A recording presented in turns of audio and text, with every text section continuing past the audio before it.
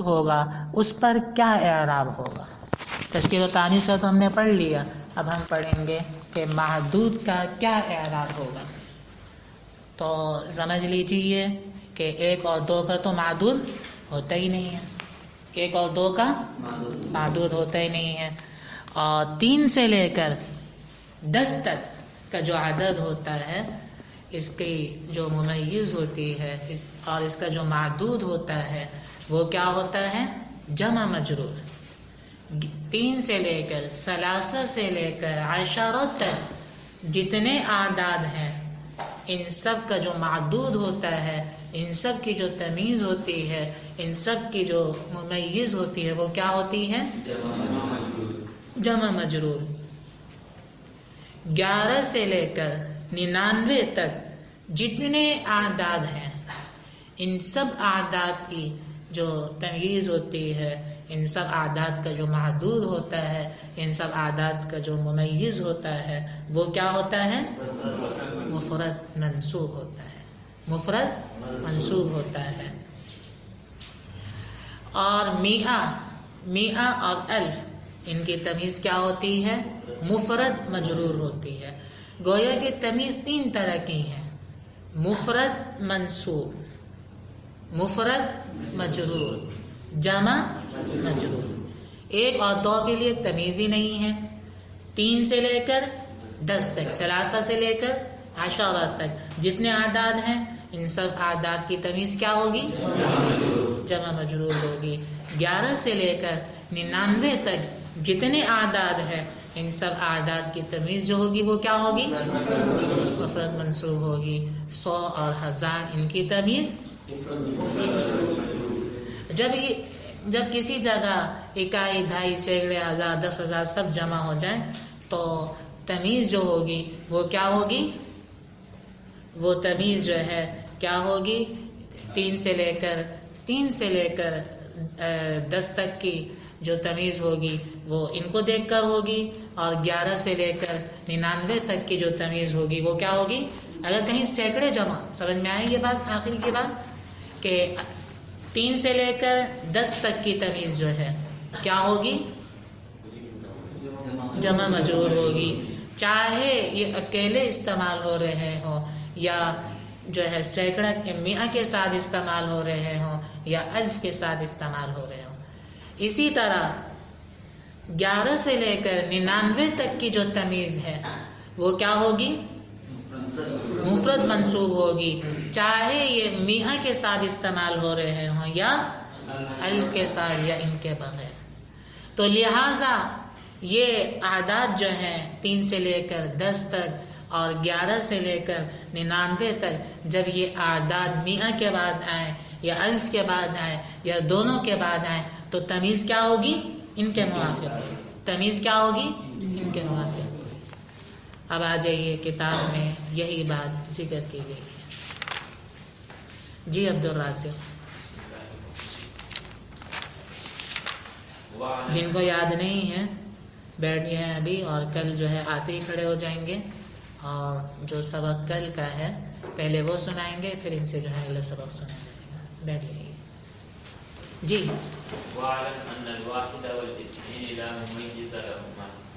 تو واحد اور اثنین کے لیے کوئی تمیز نہیں ہے۔ جی یغنی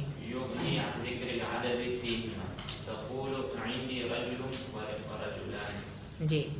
وأما سائر الأعداد فلا بد لها من مميز فتقول مميز الثلاثة إلى اور اس کے علاوہ جو بقیہ اعداد ہیں ان کے لیے تمیز کا ہونا ضروری ہے، اور 3 سے لے کر 10 تک کی تمیز کیا ہے؟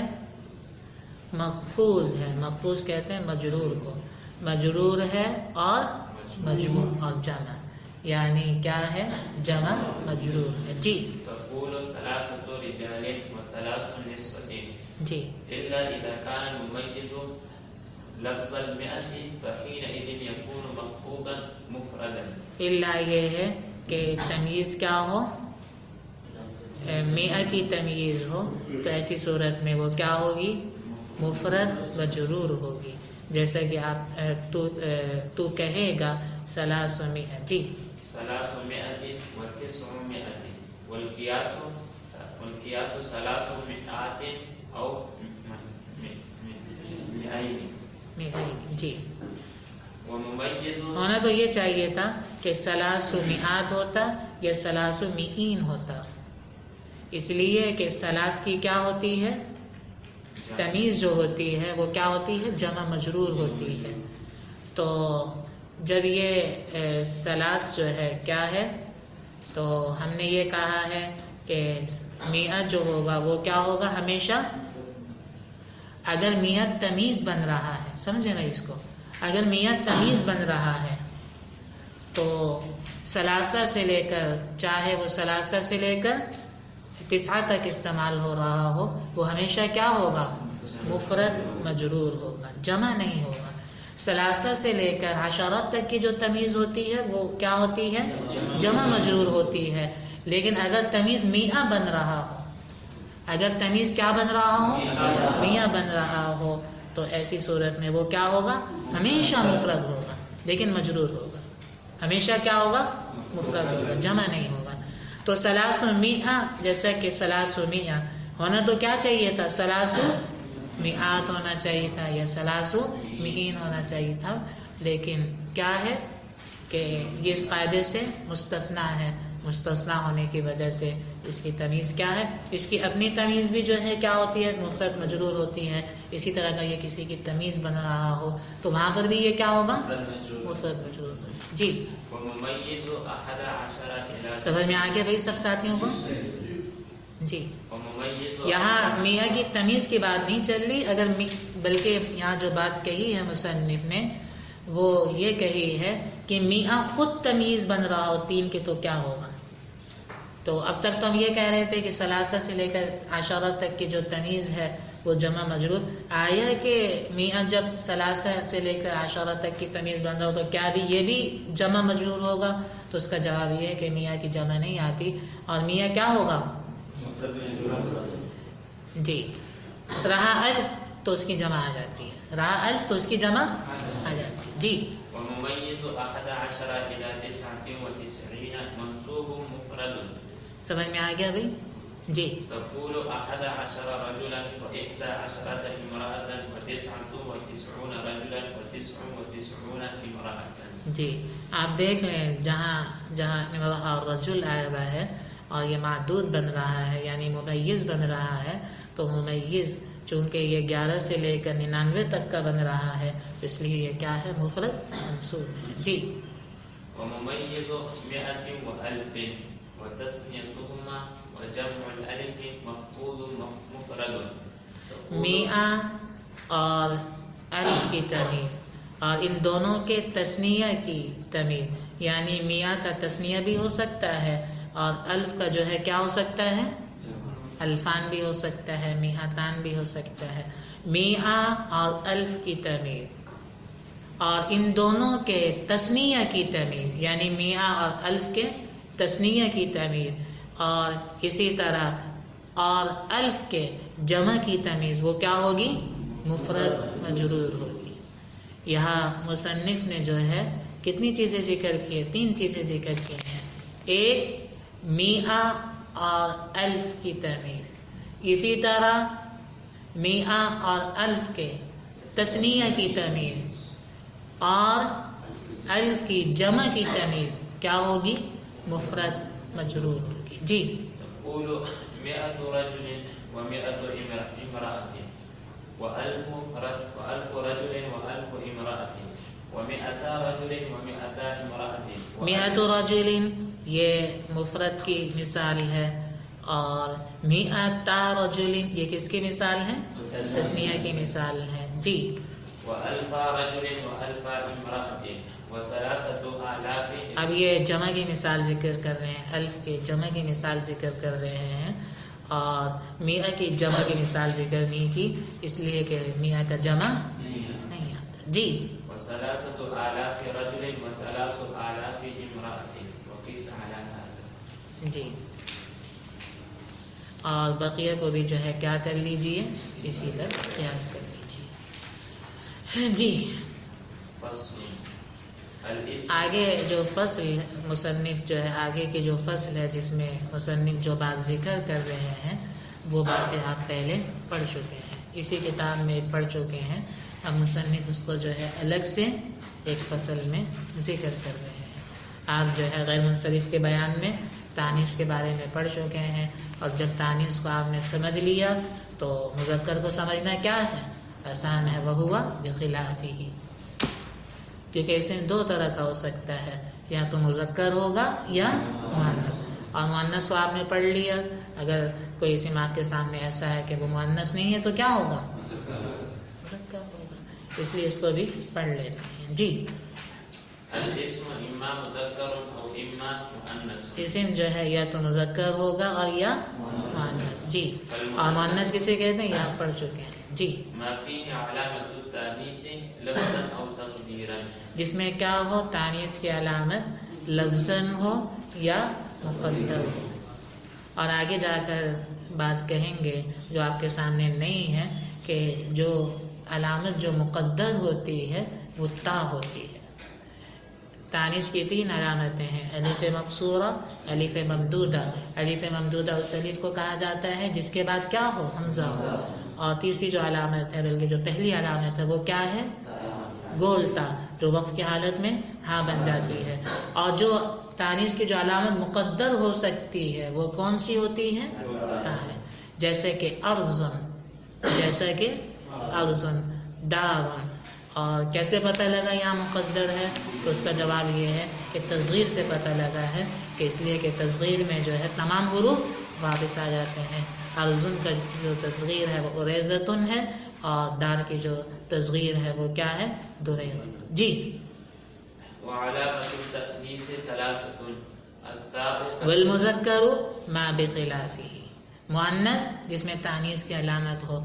اور لگتا ہے کہ کل مصنف نے ہماری بات سن لی تھی، تو اب انہوں نے کیا کہا؟ والمذکر ما بخلافہ. جی جو اس کے کیا ہو؟ مخالف، اس کے برعکس ہو. جی وعلامة التأنيث ثلاثة التاء كطلحة والألف المقصورة كحبلى. التاء والالف المقصورۃ، اور اس کے بعد کیا ہے؟ والالف الممدودۃ. اس کو الف نہ پڑھ لینا، اس کو اب تک تو ہم الف پڑھتے آئے ہیں، تو مصنف کہہ رہے ہیں کہ ایک ہی جو ہے چیزوں کا رٹا نہ لگایا کریں، کچھ نئی چیزوں کی طرف بھی آئیں. تو مصنف فوراً الف کے بعد کیا لیا ہے؟ الف لیا ہے. تو کیا ہے یہ؟ الف نہیں ہے، الف المقصورۃ اور الف والالف الممدودہ. جی والمقدرة إنما هو التاء فقط. اور کہا ہے نا کہ جس میں جو ہے کیا ہو؟ تانیث کی علامت لفظوں میں ہو یا کیا ہو؟ فرض کی گئی ہو یا مقدر ہو. اور جس کو فرض کیا جاتا ہے وہ کون سی علامت ہوتی ہے؟ تائے تانیث. جی كأرض ودار بدليل قريبة ودويرة. اور دلیل اس کی کیا ہے؟ ارزن اور دارن میں تا کے مقدر ہونے کی دلیل کیا ہے؟ تصغیر ہے، کہ ان کی تصغیر ہو عزت وغیرہ. جی ثم المؤنث على قسمين حقيقي ولفظي. یہ وہی چیز ہے جو آپ پہلے پڑھ چکے ہیں. مؤنث کی پھر 2 قسمیں ہیں، حقیقی اور لفظی. حقیقی اسے کہتے ہیں کہ جس کے مقابلے میں کیا ہو؟ جس کے مقابلے میں جاندار مذکر ہو، جس کے مقابلے میں مذکر ہو، اور وہ مذکر بھی کیسا ہو؟ جاندار قسم کا ہو. اس کے مقابلے میں کیا ہو؟ جاندار مذکر ہو. جیسے کہ امرأہ کا مذکر ہے کیا ہے؟ رجل. اور رجل جاندار ہوتا ہے یا نہیں ہوتا ہے؟ ناقہ، جی کبھی کبھی ہوتا ہے ناقہ. اور ناقہ جو ہے کیا ہے؟ مؤنث ہے. اس کے مقابلے میں مذکر ہے جی، اس کے مقابلے میں کیا ہے؟ ایول ہے، جمل ہے. جی حقيقي وهو ما بإزاته ذكر من الحيوان. وہوا ما بخلافہ، اور وہ کیا ہے؟ جو اس کے مخالف ہو. کا ظلم وعین. تو اب یہاں پہ ظلم کا مذکر تو ہے، لیکن یہ ایسا مذکر ہے کہ جو ہے وہ کیا ہے؟ جاندار نہیں ہے. جیسے کہ ظلم کا مذکر نور ہے، اور نور جو ہے وہ جاندار نہیں ہے. اسی طرح جو ہے عین. جی وقد عرفت أحكام الفعل إذا یہ عرفتہ کیوں؟ باب سمیہ سے ہے یہ. وقد عرفت، اور آپ نے جو ہے فعل کے احکام جان لیے ہیں.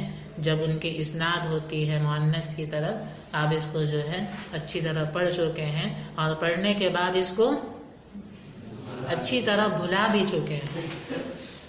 تو فلا نعیدها، ہمارے پاس اتنا وقت نہیں ہے کہ ہم اس کو کیا کریں. تو بس ہم جو ہے آپ سے بس یہی کہہ سکتے ہیں کہ دوبارہ جو ہے افعال کی بحث اٹھائیے اور اس کو جو ہے اچھی طرح ذہن نشین کر لیں. اب آ جائیے بھائی تھوڑی سی عملی مشق کی طرف آ جاتے ہیں.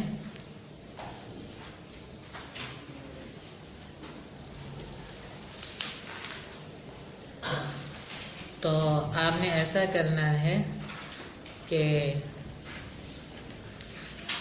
ان عادات کی جو ہے آپ جو ہے ایسا کریں، چلو خود ہی عادات لے لیں.